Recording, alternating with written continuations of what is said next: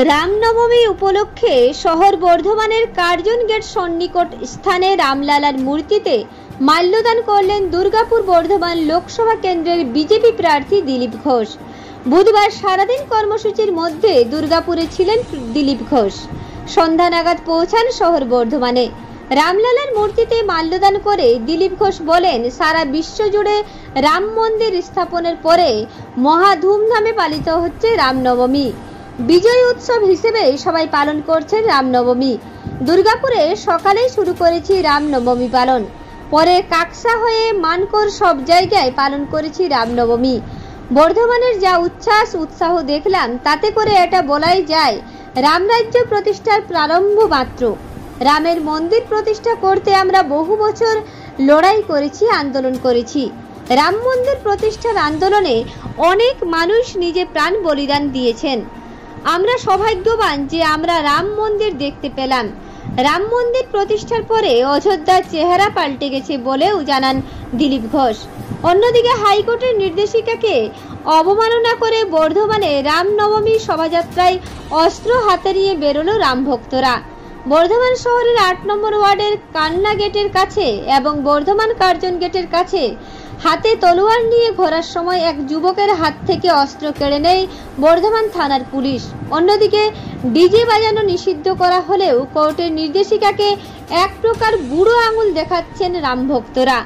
রামনবমী বিজয় উৎসব হিসাবে হিন্দু সমাজ পালন করছে। ভারতবর্ষের যারা রামের নিজেকে বংশজ মনে করেন, উত্তরসূরি মনে করেন, তারা এই উৎসবে মাতিয়েছে। আমি দুর্গাপুর থেকে সকালে শুরু করেছি।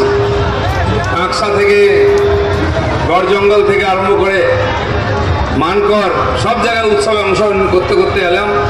বর্ধমান যখন পৌঁছলাম, রাস্তায় দাঁড়াবার জায়গা নেই। বর্ধমান মানুষের মনে যে উচ্ছ্বাস বোঝা যাচ্ছে। আওয়াল বৃদ্ধ বনিতা সবাই রাস্তায় নেমে পড়েছেন।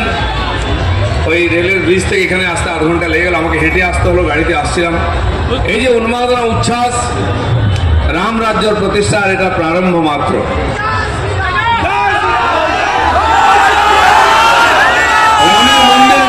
রামের মন্দির প্রতিষ্ঠা করতে আমাদের পূর্বপুরুষরা 500 বছর লড়াই করেছে।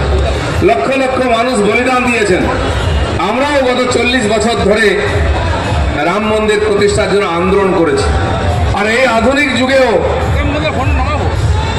কয়েকশো লোক প্রাণ দিয়েছেন রাম মন্দির প্রতিষ্ঠার আন্দোলনে। আমরা সৌভাগ্যবান, যারা আন্দোলন করে বলিদান দিয়েছেন তারা মন্দির দেখতে পাননি। বালক রামের এই মনোমুগ্ধকর মূর্তি দর্শন করতে পারেননি, কিন্তু আমরা সৌভাগ্য অর্জন করেছি। আমরা মন্দিরও দর্শন করতে পারছি, রাম মন্দির দ্বারোদ্ঘাটন দেখেছি, আর রামলালাকেও দর্শন করতে পারছি। সমস্ত জায়গায় প্রভু রামের এই বাল রূপ মূর্তি হিসাবে তৈরি করে সবাই শোভাযাত্রায় নিয়ে এসছেন। শত শত বছরের মানুষের মনের মধ্যে যে অবদমিত ইচ্ছা, সেটা প্রকাশ পেয়েছে। এবং আমাদের দেশের যে প্রধানমন্ত্রী কর্মযোগী, ধর্মযোগী, তিনি 11 দিন উপবাস করে তপস্যা করে বিধি বিধান অনুযায়ী এই মন্দির উদ্ঘাটনের অনুমতি পেয়েছেন। তার করকমলে এই মন্দিরের ভিত্তিপ্রস্তর স্থাপন হয়েছে, মন্দিরের দ্বারোদ্ঘাটন হয়েছে। তাই যে মায়েরা শত শত বছর ধরে রামকে রামলালা করে ছোট করে রেখেছিলেন, বাড়তে দেননি, সে রামলালার মূর্তি প্রতিষ্ঠা হয়েছে। স্মিত মুখে রাম দাঁড়িয়ে আছেন, সবাইকে আশীর্বাদ দিচ্ছেন। আর 24 ঘন্টা দর্শন, প্রতিদিন 2-2.5 লক্ষ লোক দর্শন করছেন। সারা দেশ থেকে ট্রেন চলছে। রাম মন্দিরের উদ্বোধনের আগে ওখানে আন্তর্জাতিক বিমানবন্দরের উদ্বোধন হয়ে গেছে, রামচন্দ্রের নামে স্টেশন উদ্বোধন হয়ে গেছে। অযোধ্যার পুরো চেহারা পাল্টে গেছে। এখানে বহু লোক আছেন যারা গিয়ে দেখে আসার সৌভাগ্য অর্জন করেছেন। আজ আপনি দেশের যে কোনো জায়গা থেকে ট্রেনে, প্লেনে বা হাইওয়েতে গাড়ি নিয়ে অযোধ্যা পৌঁছতে পারবেন। এটা খালি ভারতের কেন্দ্র নয়, আন্তর্জাতিক কেন্দ্র হয়ে গেছে। রাম রাজ্য প্রতিষ্ঠা কেবল ভারতে নয়, বিশ্বেও করতে হবে। রাম সমস্ত পীড়িত মানুষের অধিকারকে প্রতিষ্ঠিত করেছিলেন, নারীদের সম্মান প্রতিষ্ঠিত করেছিলেন, দলিত আদিবাসীদের সম্মান দিয়ে নিজের পাশে জায়গা দিয়েছিলেন, বনবাসী হনুমানকে তার শ্রেষ্ঠ শিষ্য করেছিলেন। তাই আজ ভারতবর্ষের কোণে কোণে যে সমাজ ছড়িয়ে আছে, হাজার বছর পরাধীনতা, তারপরেও যারা স্বাধীনতার স্বাদ পাননি, তাদের কাছে আমাদের আধুনিক যে উন্নয়নের স্বাদ পৌঁছে দিতে, বাড়ি ঘর, জল, বিদ্যুৎ, শিক্ষা, স্বাস্থ্য সব পৌঁছে দিতে হবে। এটাই রামরাজ্য হবে। আমার মনে হয় ভারতবর্ষের মানুষ সেই রামরাজ্য প্রতিষ্ঠার জন্য উৎসর্গীকৃত করেছেন। সারা বিশ্ব জুড়ে রামের সংস্কৃতির প্রবাহ শুরু হয়ে গেছে। দুবাইতেও মন্দির তৈরি হয়েছে। আর আমাদের প্রধানমন্ত্রী সেই রামের প্রতিনিধি হিসাবে গরিব মানুষের সেবা করছেন। আর আগামী 25 বছর আসুন, রাম রাজ্য প্রতিষ্ঠার জন্য সবাই চেষ্টা করি। দলমত রাজনীতি ভুলে যান।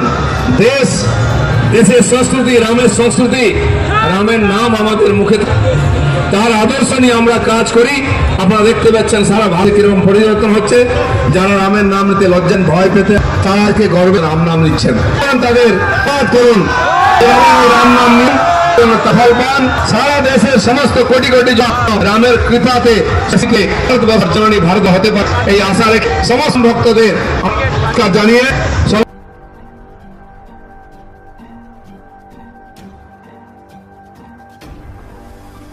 পূর্ব বর্ধমান থেকে দেবাশিস ঘোষের রিপোর্ট, রূপসী বাংলা মিডিয়া।